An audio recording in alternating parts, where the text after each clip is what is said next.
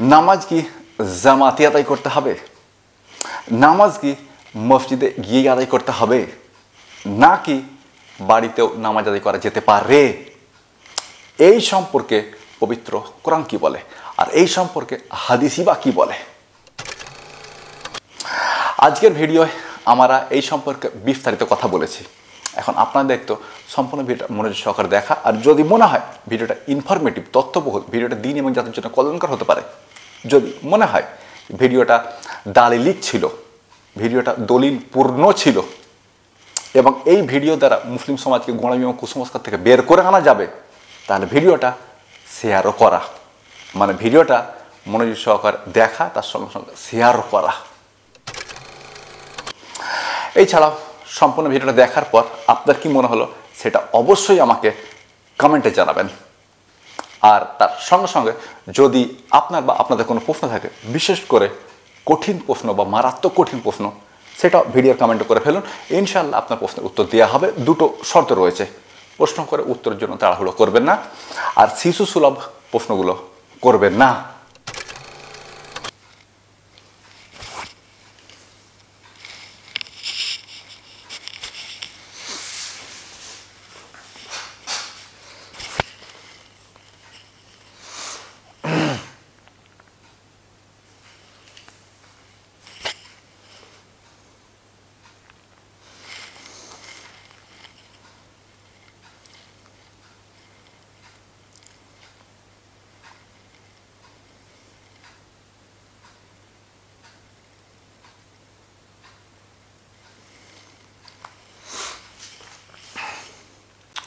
আসসালামু আলাইকুম।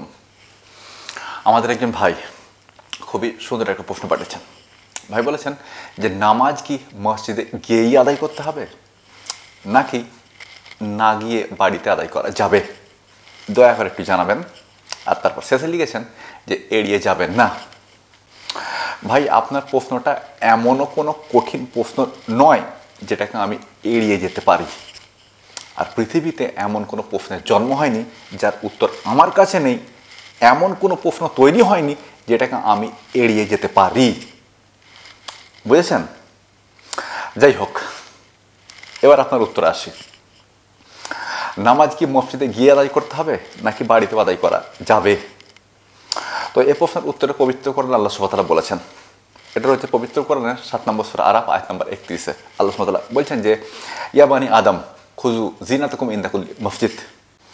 তোমরা যখন প্রত্যেকবার নামাজের জন্য মসজিদে যাবে, তখন পরিষ্কার পরিচ্ছন্ন পোশাক পরবে। তার মানে দাঁড়াচ্ছে এটা যে নামাজ আদায়ের জন্য মসজিদে যেতে হবে। মুহাম্মদ সাল্লাল্লাহু আলাইহি ওয়াসাল্লাম এই প্রেক্ষিতে বলেছেন। এটা রয়েছে বুখারী হাদিস নাম্বার 646, যেখানে মুহাম্মদ সাল্লাল্লাহু আলাইহি ওয়াসাল্লাম বলছেন যে বাড়িতে একাকী নামাজ আদায়ের চেয়ে জামাতে গিয়ে নামাজ আদায় করলে 25 গুণ নেকি বেশি হবে। বিখামসিন ওয়া ইফরিনা, 25 গুণ নেকি বেশি হবে। ঠিক এর আগের হাদিসটায়, অর্থাৎ 645 নম্বর হাদিসে বলা হচ্ছে যে একাকী নামাজ আদায়ের চেয়ে জামাতে গিয়ে নামাজ আদায় করলে 27 গুণ নেকি বেশি হবে। 27 গুণ নেকি বেশি হবে। বেসাবিন ওয়া ইফরিনা, 27 গুণ নেকি বেশি হবে। আচ্ছা, এখানে একটা প্রশ্ন হবে যে 25 গুণ নাকি 27 গুণ, এখানে কোনটা ঠিক? প্রথমে 25 গুণ ছিল, পরে আল্লাহ সুবহানাহু ওয়া তাআলা তার দয়া করে নেকির পরিমাণটা বাড়িয়ে দিয়েছেন, 27 গুণ করে দিয়েছেন। যখন 25 গুণ ছিল তখন মুহাম্মদ সাল্লাল্লাহু আলাইহি ওয়াসাল্লাম 25 গুণের কথা বলেছেন। যখন আল্লাহ সুবহানাহু ওয়া তাআলা বাড়িয়ে 27 গুণ করে দিয়েছেন, তখন মুহাম্মদ সাল্লাল্লাহু আলাইহি ওয়াসাল্লাম 27 গুণের কথা বলেছেন। তো যাই হোক, মোটের ওপর কথা হলো একাকী বাড়িতে নামাজ আদায়ের চেয়ে মসজিদে গিয়ে নামাজ আদায় করলে 27 গুণ নেকি বেশি হবে। এখন প্রশ্ন হচ্ছে, জমাত করে নামাজ আদায়ের জন্য কি মসজিদেই যেতে হবে, নাকি বাড়িতেও জামাত করে নামাজ আদায় করা যাবে বউ ছেলে মেয়েকে নিয়ে? তো এই প্রশ্নের উত্তর হলো, জামাত আদায়ের সর্বোত্তম স্থান হলো মসজিদ। আল্লাহ সুবহানাহু ওয়া তাআলা বলেছেন যে ইয়া বানি আদম খুযু জিনাতাকুম ইনদা কুল্লি মসজিদ। তোমরা যখন নামাজ আদায়ের জন্য মসজিদে যাবে, তখন পরিষ্কার পরিচ্ছন্ন পোশাক পরবে। তো জমাত করার সর্বোত্তম স্থান হলো মসজিদ। তবে যদি আপনার মসজিদে যেতে সমস্যা হয়, তাহলে বাড়িতে আপনি জমাত করে নামাজ আদায় করতে পারেন। একাকী নামাজ আদায়ের চেয়ে জামাতের নামাজ আদায় করলে 27 গুণ নাকি বেশি হবে। সেই জামাত হতে পারে মসজিদ অথবা মসজিদের বাইরে। আপনি বাড়িতেও জামাত করে নামাজ আদায় করতে পারবেন, এতে আপনার 27 গুণ নাকি বেশি হবে একাকী নামাজ আদায়ের চেয়ে। এখন জামাত করার সর্বোত্তম স্থান হলো মসজিদ। তবে যদি বাড়িতে জামাত করতে চান তো করতে পারেন, নেকির পরিমাণটা একই থাকবে। তবে সর্বোত্তম হলো মসজিদে যাওয়া। এখন প্রশ্ন হবে যে শুনেছি আপনি নাকি মসজিদে গিয়ে নামাজ আদায় করেন না, এমনকি শুনেছি আপনি জুম্মার নামাজও মসজিদে গিয়ে আদায় করেন না। তো এই ক্ষেত্রে আপনি কি বলবেন?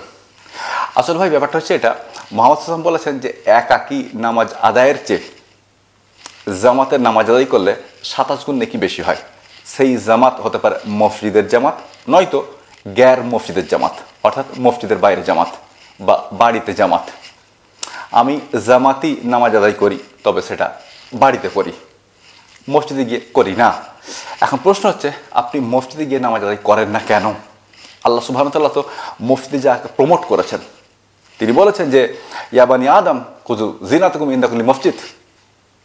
হে আদমের পুত্র ও কন্যারা, বা হে আদম সন্তান, তোমরা যখন মসজিদে যাবে নামাজ আদায়ের জন্য তখন পরিষ্কার পরিচ্ছন্ন পোশাক পরবে, অথবা তোমরা যখন প্রত্যেকবার মসজিদে নামাজ আদায়ের জন্য যাবে তখন পরিষ্কার পরিচ্ছন্ন পোশাক পরবে। তো আল্লাহ সুবহানাহু ওয়া তাআলা তো মসজিদে যেতে প্রমোট করেছেন, তো আপনি মসজিদে যান না কেন? আসলে ভাই অনেকগুলো কারণ আছে। এর মধ্যে প্রথম কারণ হচ্ছে এটা, আল্লাহ সুবহানাহু ওয়া তাআলা বলেছেন ইয়া বানি আদম, ইয়া বানি আদম, হে আদমের পুত্র কন্যারা। এখন প্রশ্ন হচ্ছে মসজিদে আল্লাহ সুবহানাহু ওয়া তাআলা পুরুষ এবং মহিলা উভয়কে যেতে বলছেন। আমি আদমের পুত্র আর আমার বোন আদমের কন্যা, তো পুরুষ এবং মহিলা আদমের পুত্র ও কন্যা উভয়কে মসজিদে যেতে বলছেন। কিন্তু আমাদের মসজিদগুলোতে কি আদমের কন্যারা যেতে পারে? আপনি আমাকে বলুন না, এখানে কি আদমের কন্যারা যেতে পারে? নিশ্চয়ই পারে না।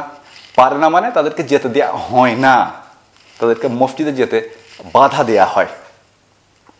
পবিত্র কোরআনে এই মর্মে আয়াত রয়েছে, 2 নম্বর সূরা বাকারা আয়াত নম্বর 114।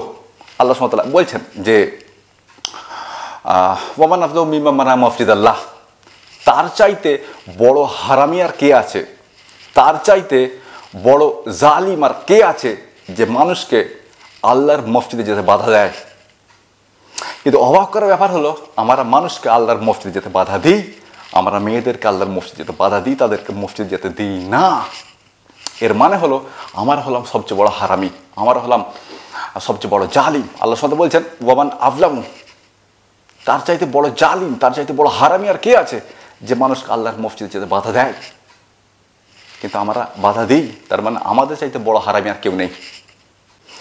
এখানেই শেষ নয়, মুহাম্মদ সাল্লাল্লাহু আলাইহি ওয়াসাল্লাম বলেছেন, এটা রয়েছে সহিহ মুসলিম হাদিস 442, মানে 442 নম্বর হাদিসের 7 নম্বর হাদিসটা, মুসলিম হাদিস নম্বর 442-এর 7, যেখানে মুহাম্মদ সাল্লাল্লাহু আলাইহি ওয়াসাল্লাম বলছেন যে যদি নারীরা রাতের বেলাতেও মসজিদে গিয়ে নামাজ আদায় করতে চায় তবুও তোমরা তাতে বাধা দেবে না। অথচ আমরা মহিলাদেরকে দিনের বেলাতেই মসজিদে যেতে দিই না। পবিত্র কোরআনের ভাষায় আমরা হলাম সবচেয়ে বড় হারামি, আমরা হলাম সবচেয়ে বড় জালিম।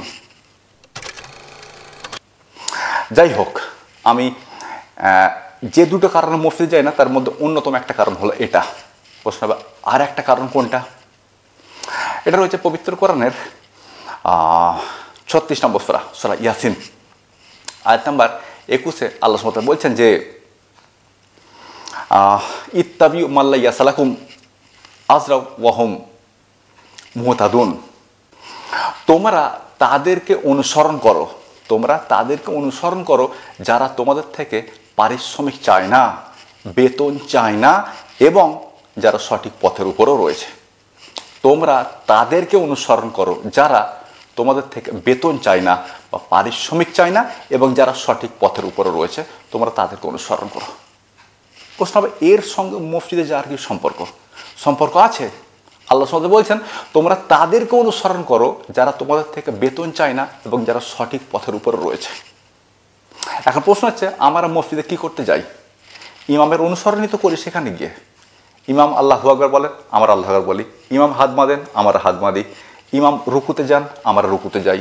ইমাম রুকু থেকে ওঠেন, আমরা উঠি। ইমাম সেজদায় যান, আমরাও সেজদায় যাই। ইমাম সেজদা থেকে ওঠেন, আমরা উঠি। আবার সেজদায় যান, আমরাও সেজদায় যাই। আবার সেজদা থেকে ওঠেন, আমরা সেজদা থেকে উঠি। তার মানে আমরা মসজিদে গিয়ে ইমামের অনুসরণ করি।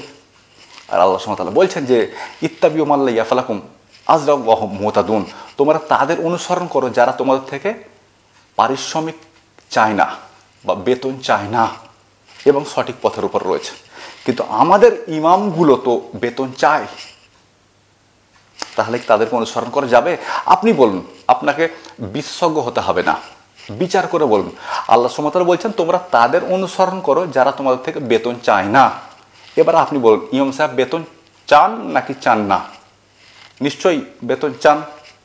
এরপর বলুন, তাকে অনুসরণ করা যাবে? নিশ্চয়ই তাকে অনুসরণ করা যাবে না। আমি এই কারণেও মসজিদে গিয়ে নামাজ আদায় করি না। মানে আমি দুই কারণে মসজিদে গিয়ে নামাজ আদায় করি না।